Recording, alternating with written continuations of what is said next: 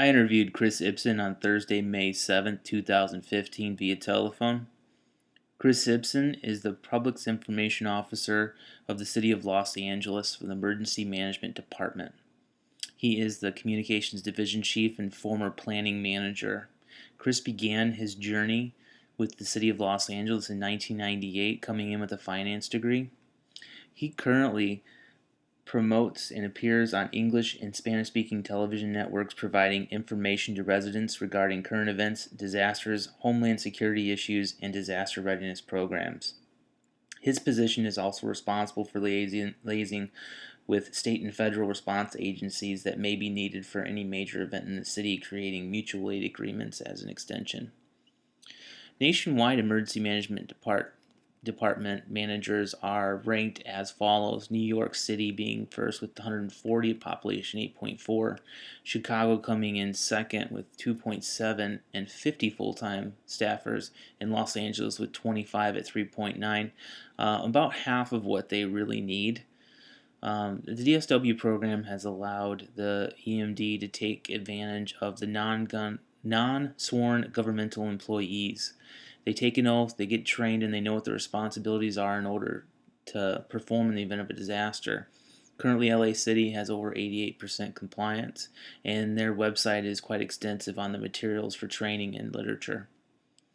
The origins of the City of Los Angeles Emergency Management Department actually come from a personal tragedy of former Mayor Richard Reardon. His brother died in a flood.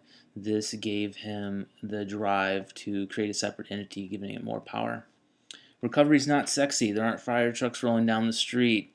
Chris was real adamant about this and said that essentially emergency management is everybody gets excited and helps out up front, and then as things progress, money drops off, motivation drops off, and help leaves.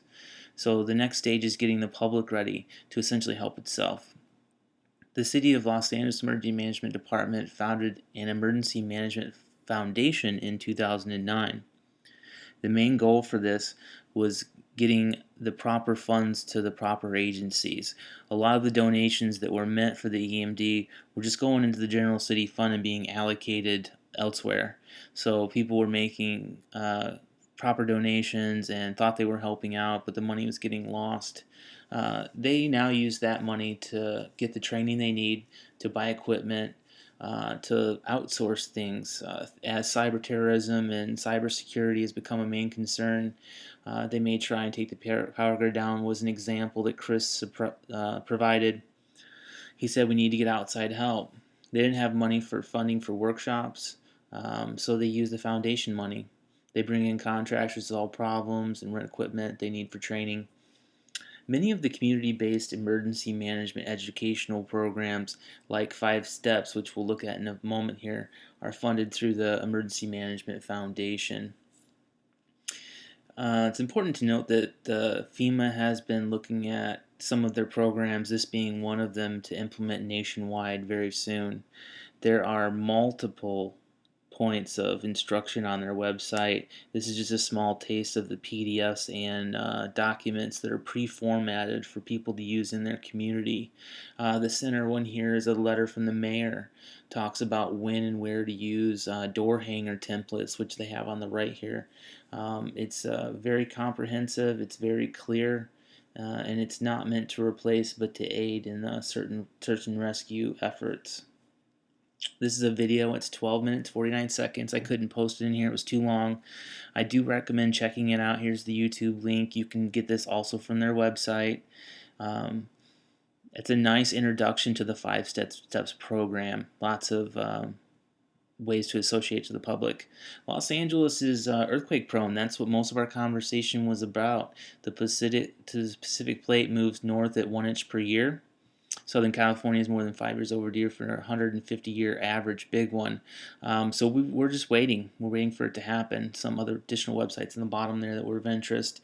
CERT is a major program to come out of their efforts. The LA Fire Department founded CERT in 1987 based on some Japanese theories. 95% of all rescues take place by spontaneous volunteers. This is an image from their website of one of their recent events that they did.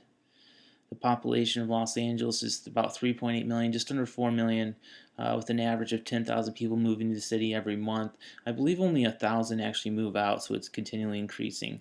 The daytime population is over 7 million, and Chris stressed how important it was to take care of those people who didn't know where they were going. He likened Katrina to a nightmare. He said there was lots of supplies and nobody knew what to do with them. In response to CERT volunteers as an IC, how do I know you have capabilities you are claiming, we need pre-trained, pre-registered type A doers. Their behavior is contagious, very community-oriented.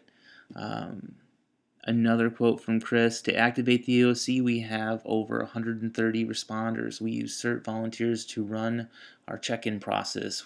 We only have 14 emergency managers, and it takes 12 to run the EOC, so we supplement with CERT volunteers, leaving the rest of us to focus on other areas. GiveToALA.org is a new website that hasn't been released yet. He was pretty excited about it. It's going to be a little forward-thinking, a little proactive when it comes to volunteer organization.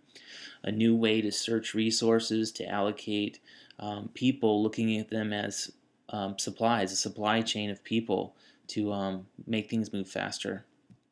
Based on the previous responses and thought processes, can you summarize how you see the future of emergency management will be prioritized? This is one of my questions, one of the ones I thought was most important, because it's always about money. What can we do with the least amount of money? And he outlined a few things here that they do work with private sectors. Churches are important. The total funding recurring message in emergency management is how do we get back to normal as quickly as possible. We see this time and time again throughout our studies.